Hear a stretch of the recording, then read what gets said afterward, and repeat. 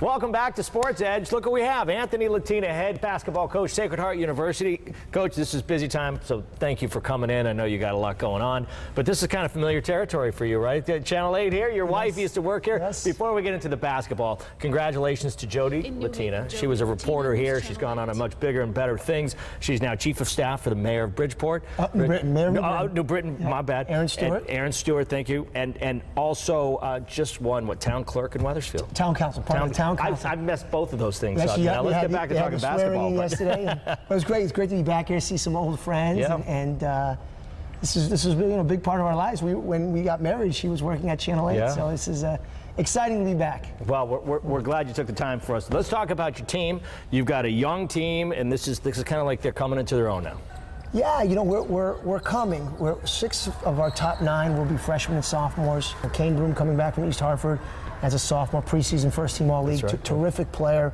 Has really done a good job of helping to elevate our program. We have an incoming freshman from Bridgeport, Quincy McKnight. He played at St. Joe's Trumbull, won a couple of state championships there. So we're very excited about our young nucleus. We have some other young kids that I think are really going to contribute. We're optimistic. What's the learning curve been for you? You've been an assistant coach in the state, it seems like, a long time. Yeah. You're a young guy, but you started young, right? And you were an assistant, and now you're going into, is it your third year now? Third year. Third year you're going in now. What's the learning curve been like?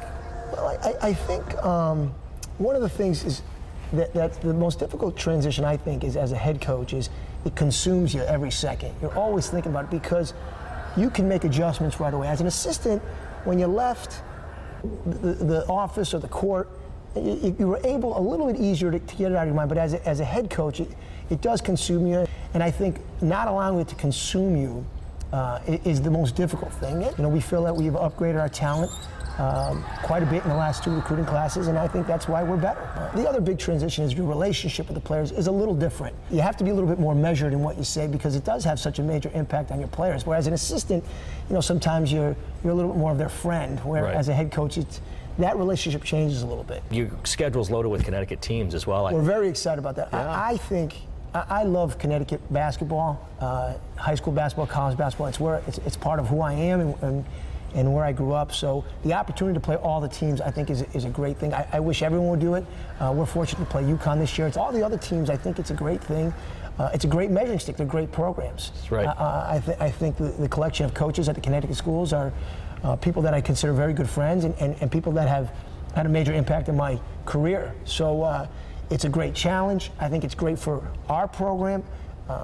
You get some more local coverage. I think when you play the Connecticut schools and when you have local players. So we don't isolate our recruiting to local players, but when we have an opportunity to recruit someone from Connecticut, we really make a concerted effort to do so. So hopefully our 2 young guys can live up to expectation. We have very, very high expectations for both of them, and so far they've answered the bell.